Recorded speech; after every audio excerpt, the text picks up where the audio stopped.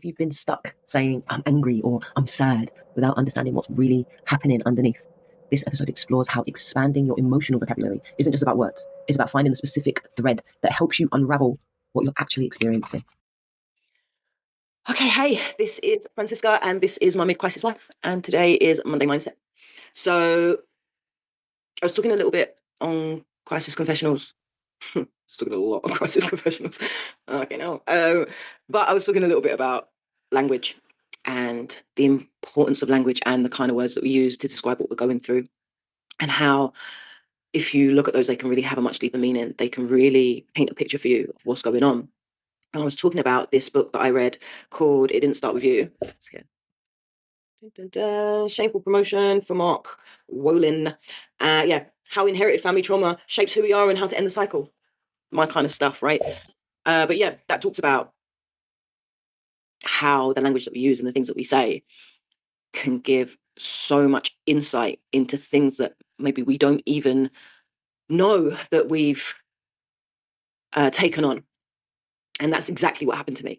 I wanted to spend a little bit of time today, just like really quickly, I wanted to talk a little bit about language, right? And I wanted to talk a little bit about specifically emotional language, right? And the importance of emotional language. So I use something called the emotional language wheel when I'm working with kids, when I'm working with parents.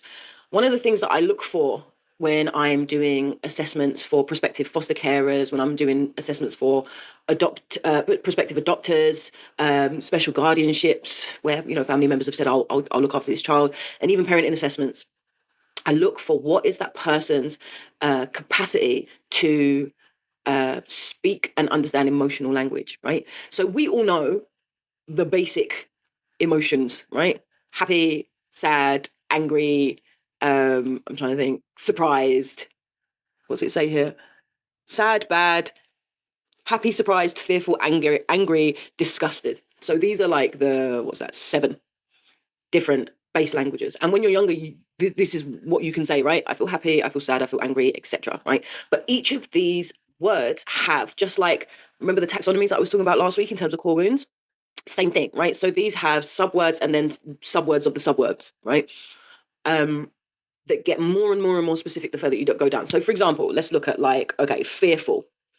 From fearful, it talks about being scared, being anxious, being insecure, being weak, rejected, and threatened, right? But then each of those words then has subwords as well. So being scared might feel helpless, might feel frightened. Being insecure might feel inadequate or inferior. Being rejected might feel excluded or persecuted, right? These are really more specific words. And the reason why I'm talking about this basically is just that being able to identify with specificity what it is that you're going through. So rather than just saying, I'm fearful, being able to say, I feel inferior, I feel inadequate right now. Rather than just saying, I'm angry, being able to say, I feel violated, I feel indignant, I feel ridiculed, right?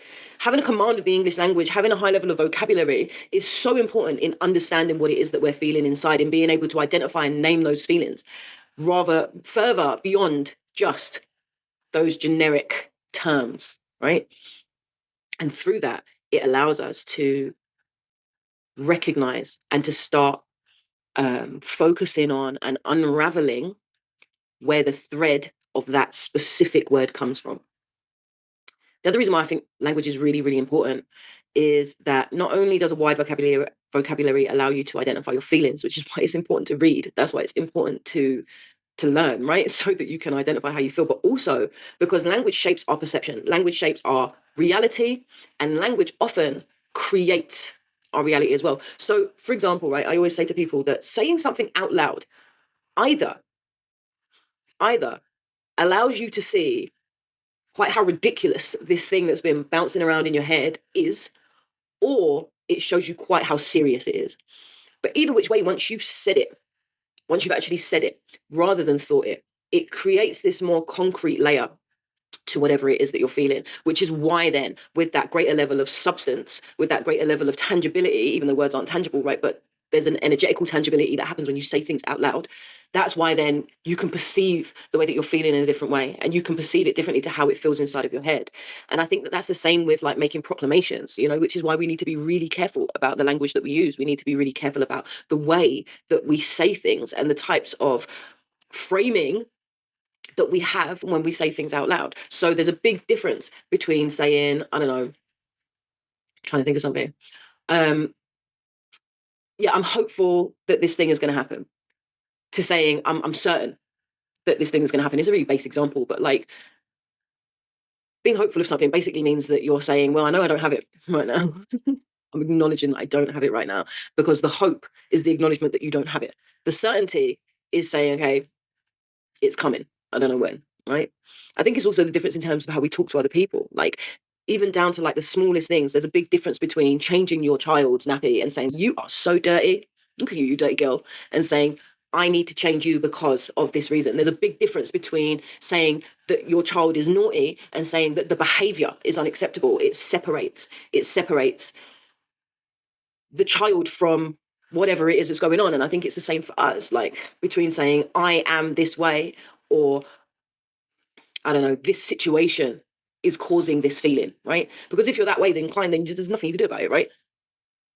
But if it's a situation, then it's something that you can change. Anyway, I don't really want to bang on about it, right? I just want to identify and talk about how important language is, and how we need to think really clearly about what it is that we're saying to ourselves, what it is that we're saying to ourselves in our head, what it is that we're saying to ourselves about what we see and what we perceive outside of us, what we're speaking into existence, right? And what needs to come out of your head and out of your mouth so that you can see it for what it is.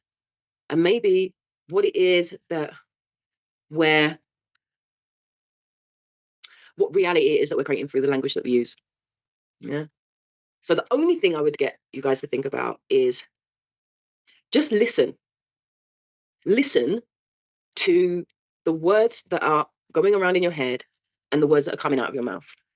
Listen to see, is there a pattern in terms of the type of words that you use? Listen to see whether or not the word that you're using really does actually fit the way that you feel. And if not, search deeper, search longer, try and find something that actually really encapsulates what it is that you're feeling.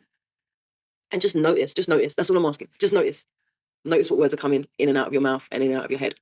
All right, cool. That's it. Those words circling in your head, they're either keeping you stuck or pointing you towards freedom. Drop a comment about what emotional language patterns you've noticed, or what word you discovered that actually fits what you're feeling. And come back on Thursday to find out exactly what reality your language is creating.